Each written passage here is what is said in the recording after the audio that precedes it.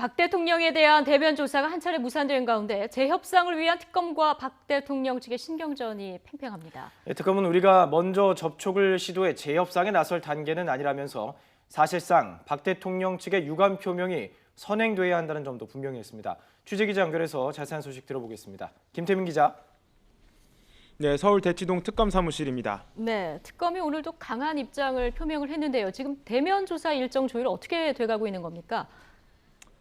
네, 일단 특검은 언제 조율이 재개될지 예측하기 힘들다고 밝혔습니다. 어제 특검은 박 대통령 측이 근거 없이 조사 일정을 유출했다고 몰아붙인 뒤 일방적으로 조사를 무산시켰다는 점을 분명히 했는데요. 이와 관련해 오늘 특검 관계자는 이런 상태에서 우리가 먼저 전화해서 대면 조사를 하자고 이야기를 꺼낼 수는 없다고 말했습니다. 특검이 일정을 유출했다던 주장을 철회하거나 오해했으니 다시 협의를 해보자 이런 정도의 대통령 측 입장이 나와야 한다는 말도 했는데요. 사과까지는 아니더라도 한 차례 대면 조사가 무산된 것에 대한 유감 표명 정도는 나와야 재협상이 진행될 수 있다는 뜻으로 해석됩니다. 어제 조사 일정 등을 비공개하기로 했던 합의 사항을 철회할 수 있다는 뜻을 밝힌 데 이어 연이은 강경 발언입니다. 일단 특검은 박 대통령 측이 먼저 협상 테이블에 나오는 것을 기다려보겠다는 입장입니다. 하지만 아직 박 대통령 측 변호인은 대면 조사 무산 이후 특검 쪽에 별다른 접촉을 시도하지 않은 것으로 확인됐습니다. 이에 따라 일단 이번 주 안에 박 대통령 대면 조사가 이루어지기는 어려울 전망입니다. 네, 그리고 오늘 오전부터 박채윤 씨가 소환 조사를 받고 있는데요. 남편인 김영재 원장도 함께 불려나왔군요.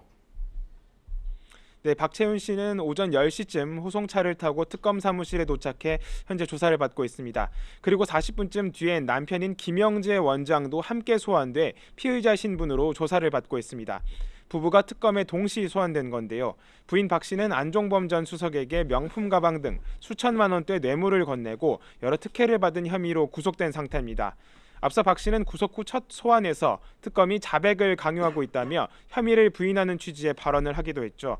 하지만 어제 특검은 브리핑을 통해 현재 박 씨가 자신의 발언이 잘못됐다고 인정하고 수사에 협조하고 있다고 밝혔습니다. 이에 따라 특검은 이들 부부를 함께 불러 특혜를 제공받은 경위와 여기에 연루된 인물이 누구인지 등을 집중 추궁할 예정입니다. 아울러 베일에 가려졌던 이른바 주사 아줌마 백 선생도 어제 특검에 소환돼 조사를 받았습니다. 백 씨는 청와대에 드나들며 불법 의료 행위를 했다는 의혹을 받고 있는데 이번 조사를 통해 특검이 비선진료 수사에도 본격 착수한 것으로 해석됩니다. 지금까지 특검 사무실에서 YTN 김태민입니다.